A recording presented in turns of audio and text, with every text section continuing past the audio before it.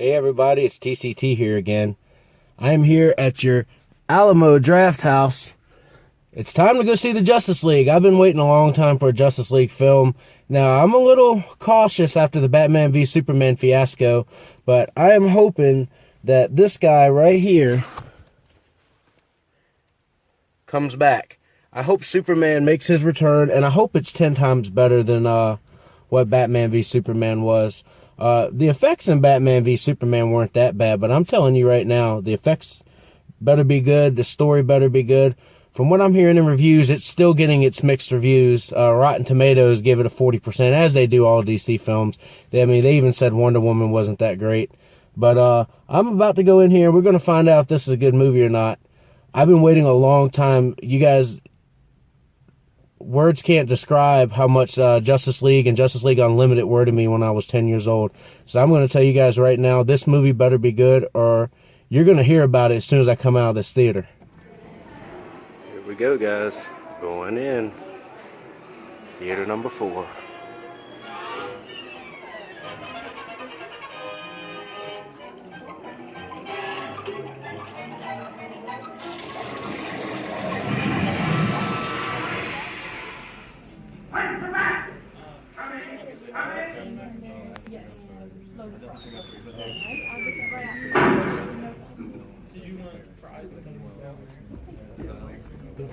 Ladies and gentlemen, I'm here to appeal to you in behalf of a very dear friend of mine. A Justice League glass. Hard to see, but there it is. He goes around the days killing people.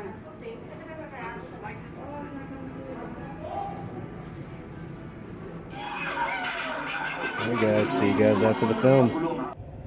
See, this here is how you know when you leave a movie theater after the sun goes down.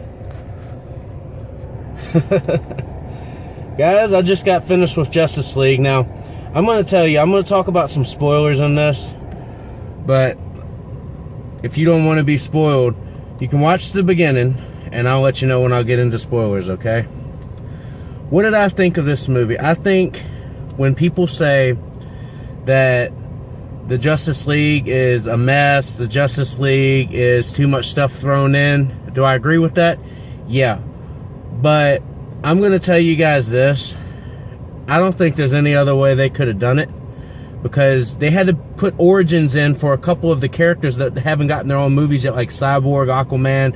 We all know who the Flash is for the Flash TV show, but Ezra Miller does a great job. Another positive about this movie is Zack Snyder keeps getting better with the action sequences. It feels like you're watching a 2-hour episode of Justice League Unlimited. It's actually really, really, really well done, action-wise.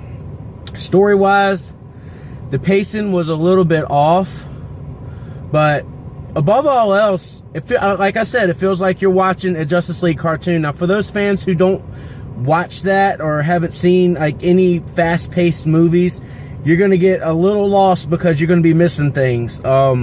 I knew this was gonna be fast-paced going in, because you got to cover 6 to 7 superheroes and people before you can get to the main villain and the final action sequence. Now, what did I think about Steppenwolf? I thought his design was good. I thought his invasion was very well done at the beginning. But when it gets to the end, the Justice League takes him down way too easy, in the fight. Now, they struggle a lot, with the teamwork. But I'm going to tell you this, man. If you just want to go see this movie to see the Justice League shine, do their thing, and kick some ass, that's exactly what they do. I'm going to give a review here before I get into spoilers. What did I think of Justice League? I thought it was really good, but I did think it had some problems. What everybody says that it feels like there was a little bit cut out from the movie. Yeah, it was, because it ended way too quickly. Like, the ending was really, really, really fast. They could have had at least 20 extra minutes of fighting, of action. That's really all I think it was missing. I think alone, it's very stellar. Now I'm going to get into some spoilers. If you have not seen this film, do not watch past this section, because I'm about to spoil the heck out of you. Alright? Does Superman return in this movie? I'm about to tell you, so if you haven't seen this, do not watch. Yes, he does. Yes, he does return in this movie. He returns like he does in the Doomsday animated movie and in the comics. But this time the Justice League is the one that brings him back. They dig him up. They stick him in the alien ship that Lex Luthor used to create Doomsday. And they use the Mother Box. That's one of the main parts of this story, was the Mother Box. The Mother Box basically brought Superman back to life. And it's 3 Mother Boxes that Steppenwolf was trying to basically use to dominate the world with his invasion. But overall, sorry, I'm trying to get a better shot here. But overall, I think this was really well done, you know, for the League. But do I think Steppenwolf was one of the greater DC villains? I most certainly do not. I think Steppenwolf could have been a little bit more hardcore. They handled that guy way too easy. Was his idea brilliant? No. He is not one of the smartest guys that I know. But I'm going to tell you something that really intrigues me. They seem like they're going a little bit of a Young Justice route with this. There are 2 scenes at the end of this film. 2 scenes at the end of this film. One is what we all would expect. Who's the fastest man alive? Is it the Flash or is it Superman? And they have a really great scene with that. So stay tuned for mid-credits. And then stay tuned for the end of the movie, because there is a big spoiler, and I'm about to tell you, so if you don't want to know, don't listen. But there is a huge, huge character drop at the end of the credits. Lex Luthor has broken out of prison. Okay? He's on his yacht, and you see someone with swords coming to see Lex Luthor. And I'm going to let you know who it is. It is Slade Wilson.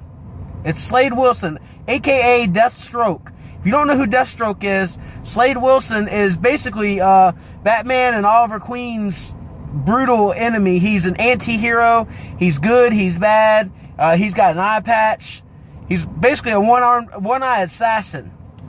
And I think this is going to lead into another great showdown for the Justice League 2 if we get one of those. How did I feel overall about the Justice League?